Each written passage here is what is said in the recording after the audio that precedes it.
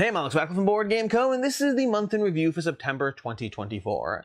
We're going to be going through a bunch of things as we usually do, from best games to crowdfunding highlights to the board game disappointments, best experiences, videos, all of that and more, links and timestamps down below.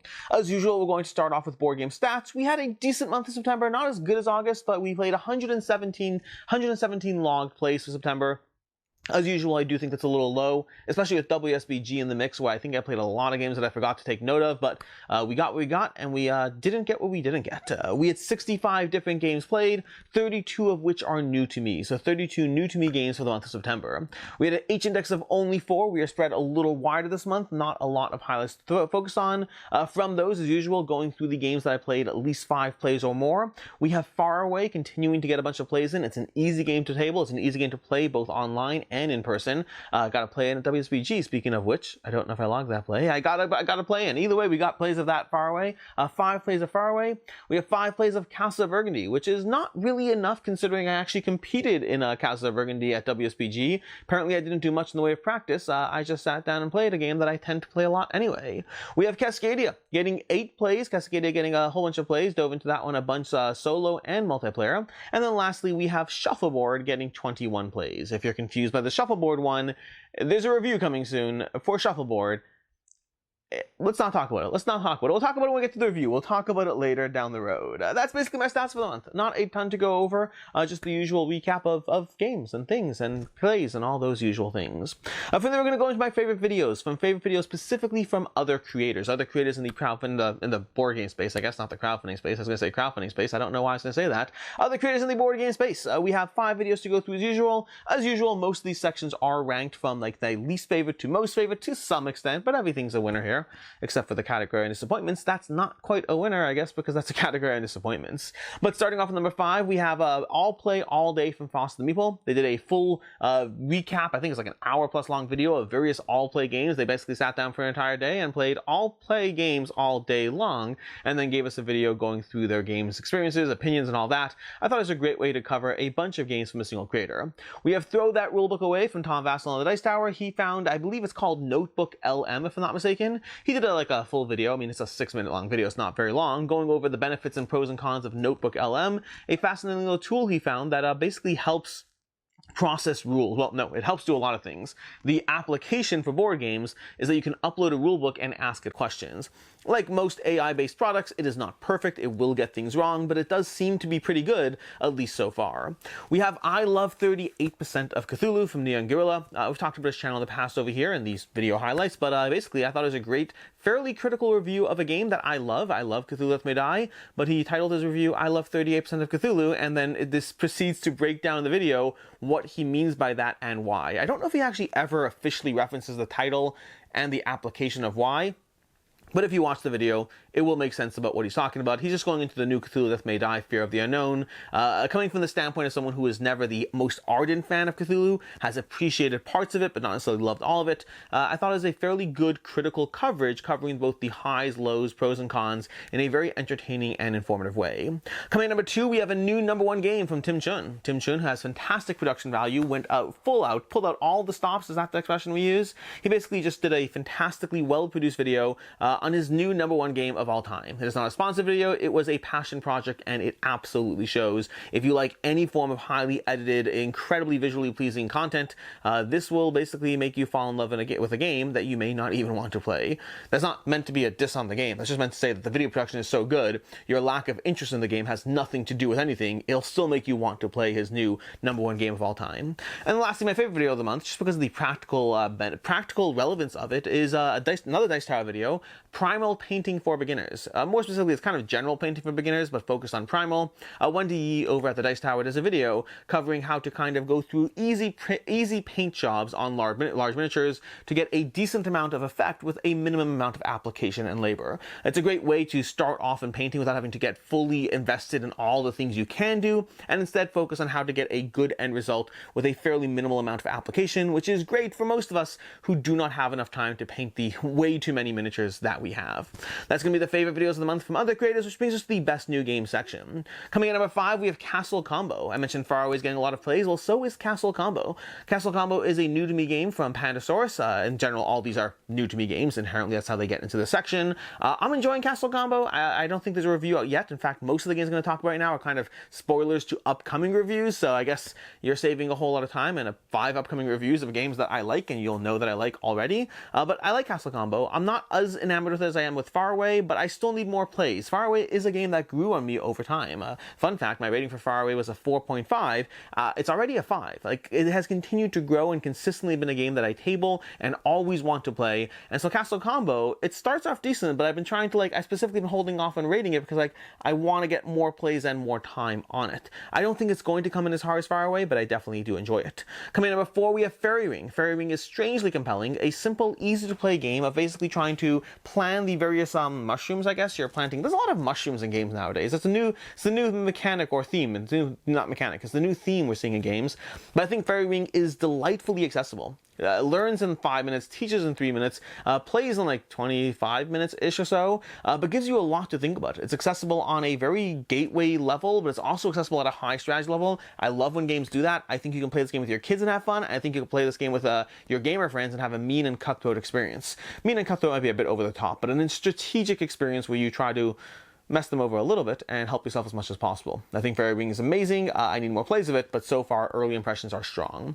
Coming in number 3, we have Rebuilding Seattle. This is actually an older title, but I think WizKids is actually coming back with Rebuilding Chicago soon, if I'm not mistaken. But Rebuilding Seattle, I finally got a chance to play it. I do need more plays of it, but so far I was very impressed. This one can be mean and cutthroat. This is a game where you can focus on how to score as many points yourself, or you can focus on what's the optimal time to cash in on something, because even though it won't help you that much, it'll really hurt the other players at the table to do this now instead of later. It's got some really cutthroat moments like that, and I think it's very, very well done, giving you a lot of things to consider and do. That's going to be Rebuilding Seattle from WizKids.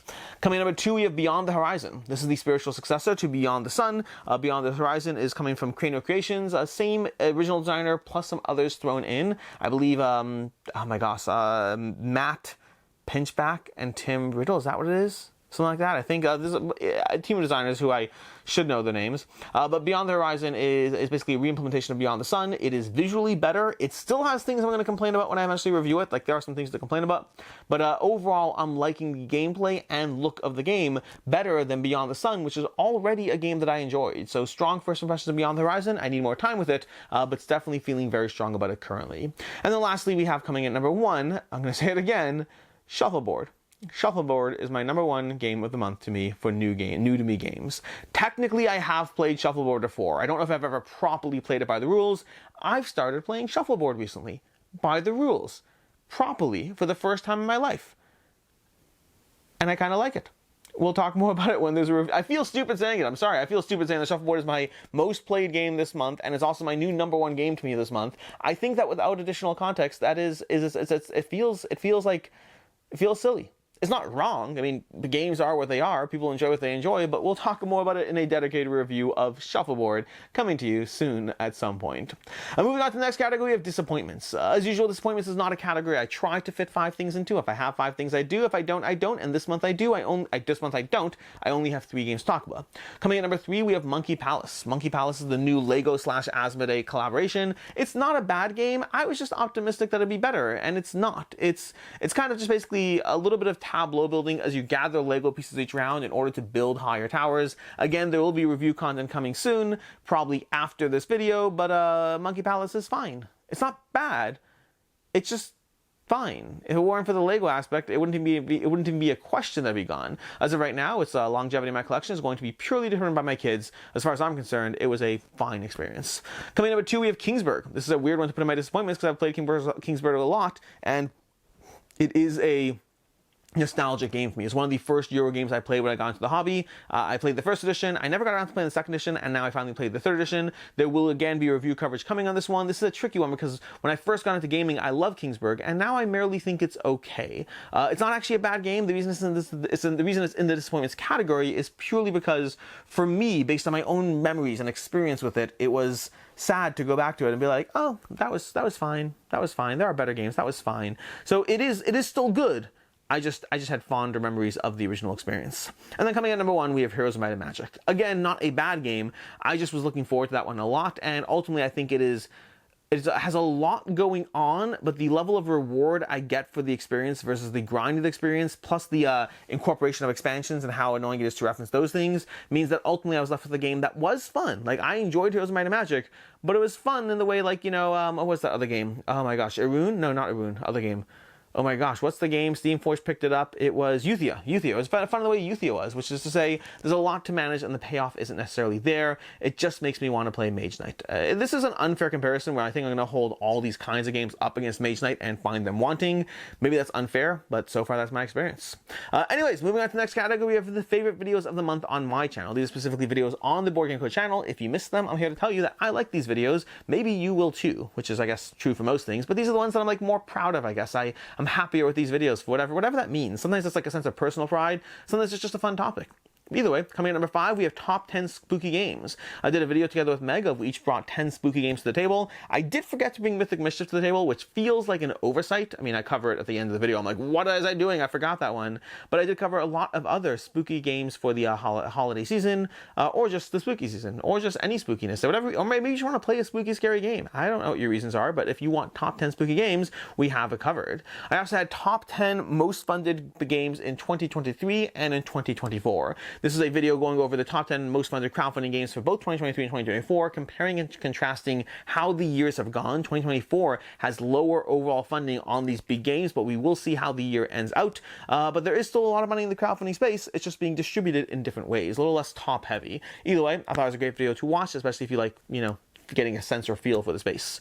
Then coming after that, we have number 3, we have the Elder Scrolls review. I did a review of Elder Scrolls, Betrayal of a Second Era from Chip Theory Games. I particularly like this video because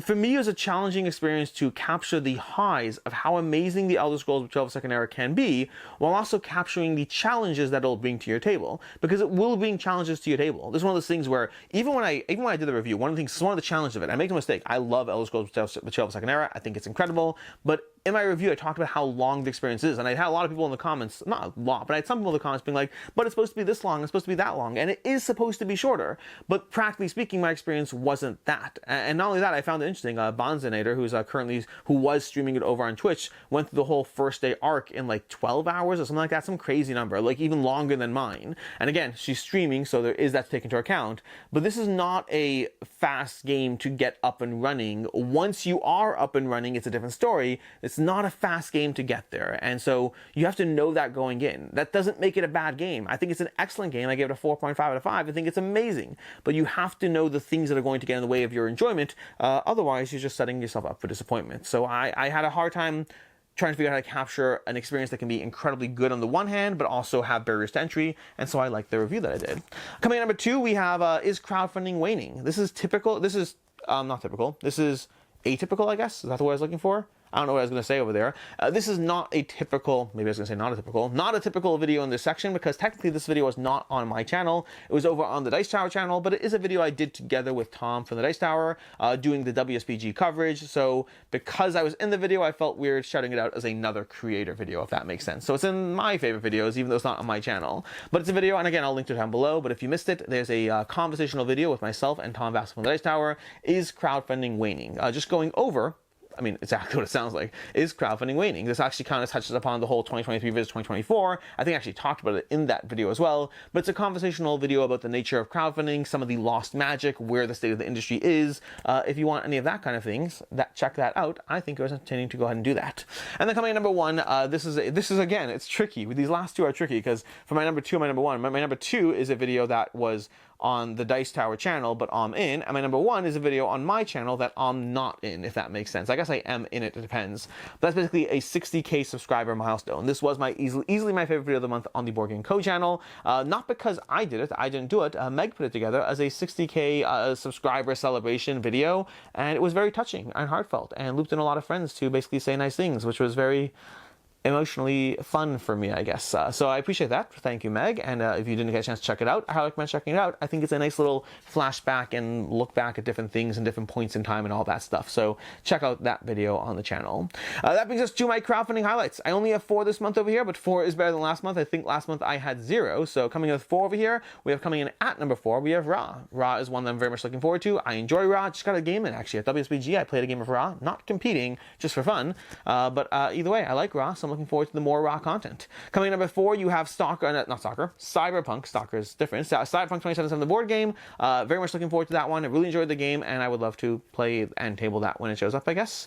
Coming in at number 2, we have Everdell Duo. Everdell Duo coming from Starling Games. I like Everdell. I'm excited for a 2-player version. I'm intrigued by the campaign version, and also not sure if I'll ever get to finish that. Like, I don't need another campaign. I'm here for the basic version, but we'll see how it plays out. Either way, I'm interested in Everdell Duo. And then coming in at number 1, we have Referral Tiles, which I'm very interested in. It might be a huge letdown. I don't know if it'll be for me or not, but I do know I like that style of game. It's very much one of my favorite style of games, of point scoring optimization as you lay things together, but it also can be derivative. They can be not impressive, but when they work, they really work. So I'm very much looking forward to Railroad Tiles. And that brings us to my last category of this month in review, which is the general highlights of the month. These are almost always just games I've played that I already like, but I played them this month and I still love them. They're great experiences. They continuously remind me why I don't just play new games and why I do go back to the games I love. And coming in at number 5, we have Trailblazers. Trailblazers, consistently a good game from Bitewing Games. Ever since I found that game, I have loved it. I don't know what I rated it. Did I rate it a 4.5? It might be a 5. It might be a 5. I don't know if I rated 4.5, but I might be bumping up to a 5 by now. I am never not in the mood to play a game of Trailblazers, either solo or multiplayer. Coming in at number 4, we have Skulls of Sedlec. Again, another 5 out of 5, a game that has held strong for me for a very long time. I still haven't played all the expansions, but I love Skulls of Sedlec as a small 2-player button-shy game. There is a solo mode. Never played the solo mode. Haven't felt the need to, but I probably should because I like it that much. But also, I just enjoy playing it as a 2-player quick drafting game, and it's just a lot of fun. Coming in at number 3 is Primal. I've been enjoying going through the Primal challenges and just generally playing Primal. It's a great game, continuously gives me an excellent experience. I just highly recommend it in general. Coming in at number 2, we have Cascadia. I mentioned I've got 8 plays of Cascadia this month. It's definitely going to be a highlight for me. I think Cascadia, it's not a new to me game by any means. It's just a consistently good experience that has not let me down. I think Calico has my favorite solo mode from that line of games, but Cascadia is my overall favorite from the line of games, and it continues to be so. And then my number 1 is going to be the Castle of Burgundy. This is a game that consistently gives me great experiences. Every single time I play it, every single month I play it, time in, time out, I consistently have a great time with the Castle of Burgundy, and will always recommend it as not just one of the first games I ever played in my collection, but it's like one of the first games I ever played, and it's my most long lasting. It is just an excellent all around time that I will never ever get bored of. And that is basically, well, I mean, probably, I can't guarantee things, but probably based on how long I've been playing it by now, it seems like it's a good chance I'm not getting bored of the Castle of Burgundy. Anyways, that is basically your month in review. Until next time, I'm Alex Radical from Board Game Co. I hope you enjoyed this video, and as always, I hope you have a good one.